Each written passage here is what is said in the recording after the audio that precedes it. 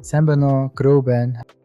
Өмнөх хичээлээр та хокитан авахчийнхаа дүрийг таамгаар биш, маклон толгуурлан тодорхойлсон. Та нэг гор сегмент сонгосон. Шаркан болсон мүч, зорилго, саад, дэнслэг шалгуур, эрвэлзээ, сувгийн логикийг ши6 бүтцээр гаргасан. Энэ хичээлээр тэр персона танай брендтэй бодитоор харилцахтай ямар дарааллариутыг зурагшина. Хэрэглэгч асуудлаа анзаахаас эхлээд сонголт хайх, худалдан авах, анх ашиглах, давтан хэрэглэх, дахин авах, эсвэл хэрэглэхээ болох буюу гарах хүртэлх замыг нэг систем болгон харна. Энэ хичээлийн гол зорилго зураг гоё болгох биш. Хаана хэрэглэгч гацж байна вэ? Хаана итгэл алдж байна вэ? Хаана танай багийн эзэн тодорхойгүй байна вэ? Хаана жижиг өөрчлөлт хамгийн өндөр нөхөө үзүүлэх вэ гэсэн асуултанд хариулах юм аа. Хичээлийн төгсгөлд та нэг персона, нэг хэрэгцээ, тодорхой эхлэх төгсгөлтэй нэг хэрэглэгчийн зам, 5 мүч бүрийн саад, нотлохоо, бизнесийн хариу, мөн хамгийн өндөр эренбийн оноотой саад дээр хийх нэг туршилттай болно. Өмнөх хичээлээр гаргасан нэг өгүүлбэрийн шийдвэрийн профайлаа нээгээд ашиглаарай. Одоо эхлэе. Хоббитаа авахчийн зам гэж юу вэ? Хоббитаа авахчийн зам бол сошиал постын календар биш. Даваа гарагт танин мэдүүлэх пост, мигмар гарагт рил, шав гарагт борлуулалтын пост оруулна гэсэн дараалал хэрэглэгчийн замын зураглал биш. Хэрэглэгчийн зам customer journey гэдэг нь тухайн хүн таны бизнесийг анх олж харахаас эхлээд сонирхох, судлах, шийдвэр гаргах, худалдан авах хүртэлх туулж буй туршлагын дарааллыг хэрэглэгчийн өнцгөөс харсан зураглал юм. Хэрэглэгч юу бодож байна, юу хийх гэж байна, юунд эргэлзэж байна, хаана бизнестэй харилцаж байна, ямар нотлогоо хайж байна, ямар саадаас болж дараагийн ахам руу шигдэхгүй байна гэдгийг нэг зурагт харуулна. Жишээлбэл танай маркетинг сайн ажиллаж хүн мессеж бичсэн байж болно. Гэхдээ үн тодорхойгүй. Хариу удаа ямар багц өөртөө тохирохыг мэдэхгүй. Төлбөр хийсний дараа баталгаажуулалт ирэхгүй. Бүтээгдэхүүн авсан ч хэрхэн эхлэхээ ойлгохгүй. Энэ тохиолдолд асуудал зөвхөн маркетинг биш. Маркетинг, борлуулалт, төлбөр, хүргэлт, заавар, саппорт хоорондын тасалдлаана. Journey Map-ын гол ашиг нь бизнесийн дотоод тасгалыг хэрэглэгчийн нэг туршлага дээр холбож харах. Танай багийн хувьд тусдаа процесс мэт харагдсан зүйл хэрэглэгчийн хувьд нэг л зам. Тэр маркетингийн баг энд дууссан, одоо борлуулалтын баг ихсэн гэж боддгоо. Тэр зөвхөн надад ойлгомжтой байна уу? Би итгэж байна уу?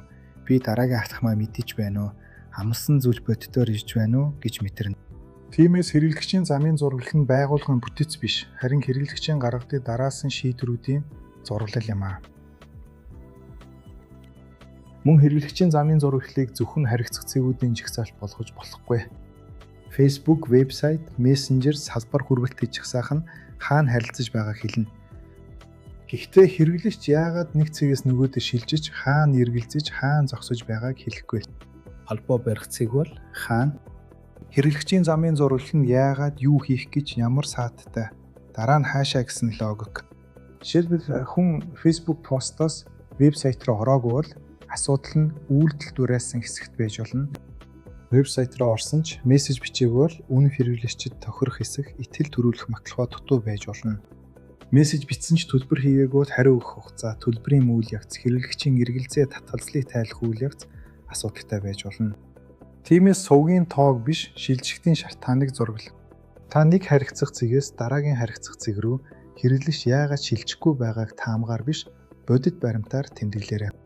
Танай хэрэглэгчийн замд маркетингаас гадна оролцдог 3 баг хүн эсвэл системийг нэрлэж бичээрэй. Замын хүрээг түгжих. Хэрэглэгчийн замын зураглал хийхдээ хамгийн түгээмэл алдаа бол бүх зүйлээ нэг зурагт оруулах. Бүх персона, бүх бүтээгдэхүүн, бүх сувг, бүх нөхцөл, бүх төрлийн худалдан авалт. Ингэхэд зураг том боловч ашиглах боломжгүй болдог.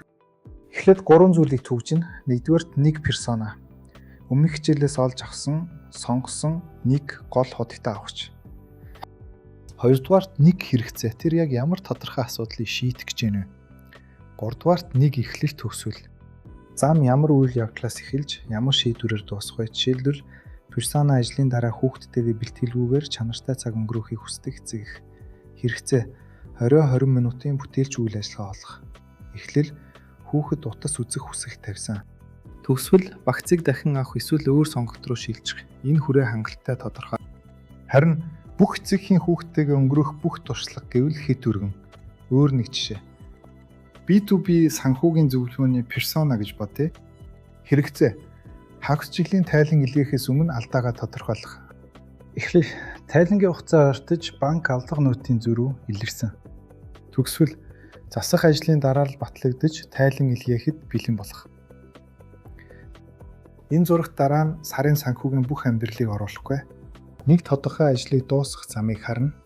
Хамрах хүрээ тодорхой байх тусам саад, эзэн, хинжүүр тодорхой болно. Нэг персона ч өөр хэрэгцээ бүр өөр замтай байж болно. Жишээлбэл нэг эцэг их өөрийн хүүхдэд өдөр тутмын багц авахтаа нэг замаар, төссөн өдрийн бэлэг авахтаа өөр замаар, цэцэрлэгийн олон хүүхдэд бөөнөр авахтаа бүр өөр замаар явна. Персона ижил боловч шийдвэрийг хөдлөх хөдөөгч нөхцөл, сонгогчдын шалгуур, төлбөр төлөгч, шийдвэр батлагч хугацаа, эрсдэл өөр болно. Тиймээс манай персона тодорхой болсон учраас нэг хэрэглэгчийн зам хангалттай гэж үзэж болохгүй. Энэ хичээлд нэг персонагийн нэг хэрэгцээг сонгоно. Дараа шаардлагатай бол өөр хэрэгцээнд тусдаа журны маяг бүтээнэ. Сонгосон персона танахаас арч болох өөр нэг хэрэгцээг нэрлээд түүнийг одоогийн хэрэглэгчийн замын зураглалаас тусад нь авч үзээрэй. Хэсэгт персона, хэрэгцээ, эхлэх нөхцөл, дуусах шийдвэрээ нэг мөрөөр өчээрэй. Мөч 5 туршлагын бүтэц. Одоо замыг 5 мөчөөр зураглана. Энэ бүтцийг мөч 5 гэж нэрлэнэ. Нэгдүгээр мөч сэтэл. Сэдлээд нь хэрэглэгч асуудлаа анзаарч шийдэл хайх шалтгаан үүссэн мөч. Асуудал өмнө байсан ч яг ямар үйл явдал түүний хөдөлгөө, яг юу болсон бэ? Яагаад одоо шийдэх хэрэгтэй болов? Хаанаас анхны мэдээлэл авсан бэ? Жишээлбэл хүүхэд орой дахин утас хүссэн, тайлангийн хугацаа туссан, захиалга буруу хүргэгдсэн, ажигхан ажлаас гарч процесс эзэнгүй болсон. Сурчлагын зардал өссөн ч борлуулалт нэмэгдээгүй. Сэдлийн мөчийг зөв тодорхойлбол контентын анхаарал татах эхлэж бодит болно. Бизнесээ хөгжүүлээр идэх ерөнхий урааны оронд тайлангийн хугацаа ойртсон ч банкны тулгалт зөрсөн үү гэх бодит нөхцлөөс эхэлж болно. Сэдлийн мөчөд бизнесийн зорилго шууд худдах биш байж болно. Хэрэглэгч өөрийн асуудлыг таних, нэрлэх, яаралтай эсхийг ойлгох хэрэгтэй. Тиймээс энэ мөчийн нотлон шалгах жагсаар шинж тэмдгийг таних контент, өөрийгөө шалгах асуулт, богино үзүүлэн, бодит нөхцөлийн жишээ байж болно. Персона шийдэл хайж гисэн хамгийн бодит триггер буюу өдөөгч нөхцөлийг нэг өгүүлбэрээр бичээрэй. Хоёрдугаар мөч сонгогч. Сонгогчдын мөчөд хэрэглэгч боломжит шийдлүүдийг харьцуулж, эрсдлээ бууруулж, итгэл бий болгоно. Энд 2 болон 3 дугаар хичээлүүдийн мэдээлэл шууд орж ирнэ. Юуг юутай харьцуулж байна? Ямар шалгуур хамгийн чухал вэ? Ямар эргэлзээ хоттой авалтыг зогсоож байна? Ямар маталгаа хэрэгтэй вэ? Жишээлбэл хэрэглэгч үнэ хугацаа, багцад юу багтсан, өөрт нь тохирох хэсэг, худалдан авалтын дараах дэмжлэг, хэрэглэгчийн үнэлгээ сэтгэл, богино үзүүлэн, баталгаа зэргийг харьцуулж болно. Гэхдээ хэрэглэгчийн гол асуултанд хариулахгүй бол хангалтгүй. Хэрэглэгч энэ надад тохирох уу? Яг яаж ажиллах вэ? Яагаад энэ үнэ вэ? Буруу сонгуул яах вэ? Дараа нь хэн туслах вэ гэсэн асуулттай байж болно. Сонгогчдын мөчөд бизнесийн өгөх сайн хариу нь харьцуулах гарын алга, тохирох хэсгийн шалгуур, үнийн тодорхой байдал, богино үзүүлэн, хэрэглэгчийн үнэлгээ сэтгэлдэл, түгээмэл асуулт хариулт, бодит кейс, зөвлөгтэй богино уулзалт байж болно. Сонгогчдын мөчөд хэрэглэгчийн хамгийн том 2 асуултыг заавал бичээрэй. 3 дугаар мөч эхлэл. Эхлэл бол хотдон авсны дараах анхны бодит туршлага. Энэ мөчийг олон бизнес архивдуулдаг. Маркетинг дууссан, төлбөр орсон, захиалга батлагдсан. Гэхдээ хэрэглэгчийн хувьд үнц нь хараахан эхлээгүй байж болно. Эхлэхэд ямар алхам хийх вэ? Тайлбар ойлгомжтой юу? Амлсан зүйл эхний мөчөд харагдаж байна уу? Алдаа гаргах эрсдэл хаана байна? Жишээлбэл онлайн сургалт худалдаж авсан ч нэвтрэх холбоос хаана байгааг мэдэхгүй. Програм захиалсан ч анхны тохиргоо түүхтэй. Бүтээгдэхүүн авсан ч заавар хит бот. Зөвлөгөөний үйлчлэгээ авсан ч ямар материал бэлтгэхээ ойлгохгүй. Эхлэл муу бол хэрэглэгч бүтээгдэхүүнийг муу гэж дүгнэж болно. Гэтэл хөндсөн бүтээгдэхүүн сайн байсан ч хэрэглэгчийг эхлүүлэх үйл явц сул ээж болно. Эхлэл мөчөд бизнесийн өгөх сайн хариу нь угтах мессеж, нэг тодорхой дараагийн алхам, зурагтай заавар, богино видео, шалгах жагсаар, тохиргооны дэмжлэг, явцын үзүүлэлт байж болно. Энд хэрэглэгч ойлгох ёстой гэж буруутгахгүй, ойлгомжгүй байгаа бол системийг засна. Худалдаа авсны дараах эхний 10 минут, эхний өдөр, эсвэл эхний уулзалтанд хэрэглэгчийн хийх ёстой нэг алхмыг заавал бичээрэй. 4-р мөч хэвшил. Хэвшил гэдэг нь хэрэглэгч үн цэнийг нэг удаа биш, давтан мэдэрч, бүтээгдэхүүн эсвэл үйлчлэгийг амьдралтаа оруулах үе. Ямар үр дүн татагдж байна? Ямар дэмжлэг хэрэгтэй вэ? Хэрэглээ зогсоох шалтгаан юу вэ? Дараагийн үн цэнийг хизээ сануулах вэ? Жишээлбэл Сургалтын эхний 2 хичээлийг үзсэн ч дараа нь завгүй болоод орхисон. Захиахад үйлчлэлийн хэрэгслийг эхний 7 хоногт ашигласан ч багийн бусад хүн нэвтрээгүй. Бүтээгдэхүүнийг нэг удаа ашигласан ч дараагийн хэрэглээний санаа байгаагүй. Зөвлөгөөний дараа үйл ажиллагааны төлөвлөгөө авсан ч хариуцагч эцсийн хугацаа тодорхойгүй учраас хэрэгжээгүй. Хэвшлийн мөчид бизнесийн үүрэг зөвхөн сануулга илээх биш, харин хэрэглэгч үн цэнийг тавтан авахд саад болжгүй хүндрэлүүдийг багасгах юм. Жишээлбэл явцын товчд үнэгт дараагийн хамгийн зөв үйлдэл 7 хоногийн чиглүүлэх сануулгад чухал үе, ашиглалтын зөвлөгөө, нийгэмлэгийн дэмжлэг, дараагийн түвшний санал, хариуцлагын сануулга гэж болно. Хэвшид би болоогүй үед хэрэглэгч бүтээгдэхүүнийг муу гэж биш, надад тохироогүй гэж дүгнж магадгүй. Тиймээс анхны үр дүн болон тавтан авах үн цэнийг тосдон зурвал. Хэрэглэгч танаа бүтээгдэхүүнийг эхний удаа ашигласны дараа дахин ашиглахад юу саад болдгийг нэг өгүүлбэрээр заавал бичээрэй. 5 дугаар мөч үргэлжлэлийн шийдвэр. Энэ мөчөд хэрэглэгч дахин авах, шинжлэх, дараагийн түвшин авах, бусдад санал болгох, төр зогсоох, эсвэл бүр гарах шийдвэр гаргана. Яагаад үлдэх вэ? Яагаад гарах вэ? Дахин хотогтон авахд юу саад болж байна? Гарах хэрэглэгчийн туршлагыг хэрхэн хүндэтгэлтэй хаах вэ? Олон бизнес зөвхөн үлдэх хэрэглэгчид анхаардаг. Гэхдээ гарах мөчийн туршлагач брэндэд нөлөөлнө. Цуцлахад хэцүү, хариу өгөхгүй, үр төлбөрийн тайлбар ойлгомжгүй, мэдээллийг буцааж авах боломжгүй. Ийм туршлага өмнөх бүх сайн харилцааг эвдэж болно. Харин хүндэтгэлтэй үйлчлэлээс гарах үйл явц нь үлдсэн ажлын дүгнэлт, өгөгдөл татаж авах боломж, ойлгомжтой, цуцлагт, эцсийн дэмжлэг, санал хүсэлтийн асуулт, буцаж ирэх зам зэргийг өгч болно. Үргэлжлэлийн мөчид зөвхөн дахин аваарай гэсэн үйлдэлт уриалах хангалтгүй. Хэрэглэгч ямар үнцийг авснаа санах хэрэгтэй. Акцийн товч дүгнэлт, хөрсөн үр дүн, дараагийн шат, хэрэглээгүй боломж, хугацаанд тохирсон санал. Эдгээр нь шийдвэрэд бодит болгоно. Хэрэглэгч дахин авах эсвэл гарах шийдвэр гаргахад хамгийн их нөлөөлөх нэг хүчин зүйлийг заавал бичээрэй. Мөч бүрийн 6 талбар. Одоо 5 мөч тус бүрд 6 талбар бүглэн.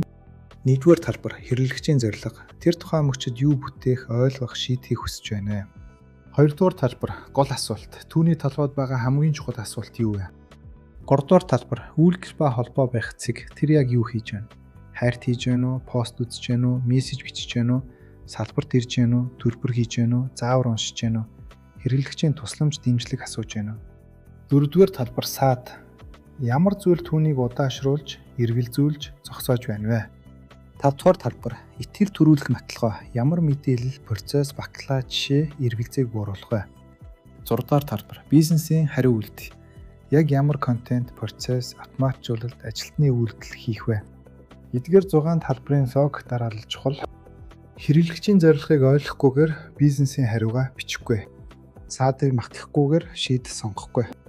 Матлаа шаардлагатай байхад зөвхөн үйлдэлд уриалах нь нэмэхгүй. Жишээлбэл хэрэглэгч багц сонгох гэж байна. Гол асуулт. Манай хүүхдийн насанд аль нь тохирох вэ? Саад багцуудын ялгаа ойлгомжгүй. Нотлогоо нас, чадвар, хугацааны тодорхой шошго. Бизнесийн хариу 3 асуулттай сонгортын гарын авлага. Энд хариу нь илүү олон пост хийх биш, тодорхой сонгортын систем хийх. Энд бас нэг сахилах хэрэгтэй. Саадыг ичмэгт шийдэл рүү өсөрөхгүй. Хэрэглэгч ойлгохгүй байна. Тэгэхээр видео хий гэж шууд шийдэхэд буруу шалтгааныг засах эрсдэлтэй. Ойлгохгүй байгаа шалтгаан нь үг хит техникийн, сонгорт хит олон, мэдээлэл буруу дараалалтай, үн нөөгдсөн, ажилтан зөрүүтэй тайлбарлсан. Эсвэл хэрэглэгчийн хувьд энэ алхам огт хэрэггүй байж болно. Эхлээд баримтаар багтлагдсан нотлогоо цуглуул, давтан асуултыг унш, дэлгэцийн бичлэг үз, дэмжлэгийн хүсэлтийг ангил, алхам дундаас гарсан хэсгийг шалга. Дараа нь хамгийн жижиг шалгаж болох хариу үйлдэл сонго. Ингэснээр хэрэглэгчийн замын зураг гэх нь зүгээр нэг санаа ярьдаг workshop биш, харин тушиж, хинжиж, сайжруулдаг систем болно. Сонгосон нэг саадын цаад 2 боломж шалтгааныг бичээрэй. Өөрийн хамгийн асуудалтай нэг мөчөд зорилго, асуулт, саад, матлоо, бизнесийн хариу дараалалаар нь заавал бичээрэй. Оролцогч, матлогоо, мэдрэмж. Хэрэглэгчийн туршлагыг зөвхөн маркетингийн баг үүсгədэггүй. Гадаад оролцогч талууд байж болно. Гол хэрэглэгч, төлбөр төлөгч, зөвлөгөө өгөгч, шийдвэр батлагч, хүргэлтийн байгууллага, платформ. Дотоод оролцогч талууд байж болно. Маркетинг, борлуулалт, касс, хүргэлт, багш, эсвэл зөвлөх, хэрэглэгчийн дэмжлэг, санхүү, удирдлага. Мөч бүрд энэ туршлагын эзэн хэн бэ гэж асуу. Эзэнгүү мөчөд хариу удах, мэдээлэл зүрх, хэрэглэгчийг нэг хүнээс нөгөөд шилжүүлэх, буруу хүлээлт үүсэх магадлал өндөр. Мөн хэрэглэгчийн аялхийн зураглалт мэдрэмжийг ганцаарнг нь таахгүй, энд хэрэглэгч баяртай, энд гонигтай гэсэн эможи хангалтгүй. Мэдрэмжийг баримттай холбоо, хэрэглэгчийн яг хийсэн үг, хүлээлгийн хугацаа, давтан асуулт, цуцлалт, дэмжлэгийн хүсэлт, алхам дундаас гаралт, хэрэглэгчийн үнэлгээ сэтгэгдэл, дахин худалдан авалт. Жишээлбэл энд хэрэглэгч бухимдна гэж таамаглахын оронд төлбөрийн дараа баталгаажуулалт хүлээж нэг асуултыг 3 удаа асуусан гэж баримтгч. Нотлогоогүй мэдрэмжийг таамаг гэж тэмдэглэв. Journey map буюу хэрэглэгчийн замын зураглал нь багийн төсөөллөөр нэг удаа зурдаг зураг биш, харин хэрэглэгчийн бодит баримт нэмэгдэх бүрд шинжилдэг амьд ажлын баримт юм. Нэг мөчөө хариуцж болон хэрэглэгчийн мэдрэмжийг батлах бодит нэг баримт байгаа бол олж бичээрэй. Priority score 90 оноо. Зам дээр олон асуудал гарч болно. Бүгдийг нэг дор засахгүй. Мөч бүрийн саадыг 3 шалгуураар 1-3 хүртэл оноолно. Нэгдүгээрт нөлөө impact. 1 оноо баг, 2 дунд, 3 худалдан авалт, анхны үр дүн, үлдэх шийдвэрт хүчтэй нөлөөлнө. Хоёрдугаарт давтамж frequency. 1 ховор, 2 заримдаа, 3 олон хэрэглэгчдээр давтагддаг. Гуравдугаарт хянах боломж controllability. 1 гадны хүчин зүйлих, 2 хэсэгчлэн хянаж болно, 3 бизнес шууд өөрчилж чадна. Priority score буюу 90 оноо тооцохдоо нөлөө давтамж хянах боломж 3-ын үржүүрийн үр дүнгээр тооцож бодно. 18-аас 27 бол энэ төрөнд турш, 8-аас 17 бол төлөвлөгөөнд орвол, 1-ээс 7 бол ажиллаж баримт нэм. Энэ оноо төгс шинжлэх ухааны хэмжүүр биш, харин багийн маргааныг илүү тодорхой болгох шийдвэрийн хэрэгсэл юм. Надад энэ асуудал том санагдаж байна гэдгээс олон хэрэглэгчдээр давтагддаг худалдан авалтыг зогсоодог бид шууд өөрчилж чадна гэдэг нь илүү хүчтэй үндэслэл. Оноо өгөхдөө багийн хүн бүр тусдаа оноо өгөөд дараа нь шалтгаанаа харьцуулж болно. Маркетингийн хүн нөлөөг 3 гэж үзэж байхад хэрэглэгчийн дэмжлэгийн хүн давтамжийг 1 гэж үзэж магадгүй. Энэ зөрүү нь маргаан биш, мэдээллийн ялгаа. Ямар баримт дээр ингэж оноо гэж асуу. Хэрв нөлөө өндөр боловч давтамжийн баримт хөв бол эхлээд хэмж. Хэрв давтамж өндөр боловч хянах боломж бага бол хэрэглэгчид тайлбарлах, хүлээлтийг зөв тогтоох шийдэл сонгож орно. Хэрв гуруулаа өндөр бол шууд жижиг туршилт эхлүүл. 90 онооны зорилго нь бүх асуудлыг яг математик үннээр ирэмблэх биш, багийн анхаарал хугацаа төсвийг хамгийн их нөлөөтэй мөчөд төлөвлөх юм а. Хамгийн өндөр оноотой мөчтөр дараагийн 7 хоногт хийж болох хамгийн жижиг туршилтыг бичиж тэмдэглээрэй. Хамгийн том 3 саадтай нөлөө, давтамж, хянах боломжийн оноо өгөөд үржүүлээрэй. Өмнөх кейсээ үргэлжлүүлцгээе. Бяцхан урлан. Бяцхан урлан зохиомжтой кейс дээр персона ажлын дараа хүүхдтэйгээ бэлтгэлгүйгээр бүтээрч цаг өнгөрөөхийг хүсдэг эцэг. Сэдлийн мөч хэсэгтэр зорилго орой хийг санаа олох. Юу бигтгэхээ мэдэхгүй. Нотолгоо нь 20 минутын богино үзүүлэн видео байж болно. Бизнесийн хариу өнөө орой шууд хэл идэг утгатай контент. Сонгогдсон мөч хэсэгтэр зорилго нас насны онцлог төхөх багт сонгох. Саад багцуудын ялгаа ойлгомжгүй. Нотолгоо нь нас, чадвар, хугацааны шошго. Бизнесийн хариу 3 асуулттай сонголтын гарын авлага байж болно. Эхлэх мөч хэсэг дээр зорилго алдаагүй эхлэх. Заавар хэд урт тексттэй. Нотолгоо нь QR кодоор нээх 1 минутын богино видео байлсан. Бизнесийн хариу 6 зүгтээ алхам богино видео. Хөвшлийн мөч хэсэг дээр зорилго дараагийн үйл ажиллагаагаа олох. Саад нэг удаагийн мэд санагдах. Бизнесийн хариу цувралын дараалал дараагийн түвшний санал. Үргэлжлэлийн мөч хэсэг дээр зорилго дахин авах хэсгээ шийдэх. Хүүхэд яг юун дээр ахисныг мэдэхгүй. Бизнесийн хариу бүтээлийн тавч дүгнэлт дахин захиалгын санал. Одоо эхлэл мөчийн зааврын асуудлыг оноолъё. Нөлөө 3, давтамж 3, хянах боломж 3. Тэгвэл 90 нийт оноо нь үржүүлэх зарчмаараа 27 гарна. Тэгэхээр энэ оноо нь нэн түрүүнд турших мөчийг өгүүлж байгаа. Туршилт урт текстэн зааврыг 6 зүгтээ алхам болгох. QR кодоор 60 секундын богино үзүүлэн нэмэх. Хэмжүүр хэрэглэгчийн дэмжлэгийн асуултын тоо, эхний үйл ажиллагааг дуусгасан хувь, хэрэглэгчийн үнэлгээ сэтгэлд хялбар гэсэн дурдлага. Ингээд хэрэглэгчийн замын зураглалаас шууд үйлдэл хариуцагч хэмжүүр гарч байна. SOP буюу стандарт ажиллагааны заавар болон ажлын хуудас worksheet хийх заавар. Хэрэглэгчийн замын зураглалд гаргаад орхихгүй. Өндөр 90 оноотой мөч бүрд хариуцагч хэн хариуцах. Үйлдэл яг юу өөрчлөх, эцсийн хугацаа хизээ хийх, баримт, асуудал бодит гэдгийг юугаар мэдэх, хэмжүүр, сайжирсныг юугаар хинжих, дараагийн жижиг туршилт. эхлээд юуг баг хүрээнд турших гэдгийг тодорхой болгож түгжинэ. Ажлын одсны А хэсэгт хүрээдээ түүж, B хэсэгт оролцогч талуудаа зургал. C хэсэгт МΟЧ 5 хүснэгтийг бүлөө. D хэсэгт дүгнэх түрээ баримт ажилагт таамаг гэж ялаад. E хэсэгт 90 оног тооц. F хэсэгт нэг туршилтыг хариуцагч хугацаа хэмжүүрийг бич. G хэсэгт дараагийн 30 хоногийн ажлын дарааллыг гарга. Дүгнэлт. Энэ хичээлээр та персоныхаа туршлагыг таамаг мөчөөр зураглаж хамгийн өндөр нөлөөтэй саадыг сонголоо. Дараагийн хичээлээр брэнд эдгээр мөч бүрд ямар дуу хоолой, ямар өнгө аясаар ярихыг дүрэн босгоно. Одоо ажлын хугацаа бүглэж дараа нь сорилоо ажиллуулаарай.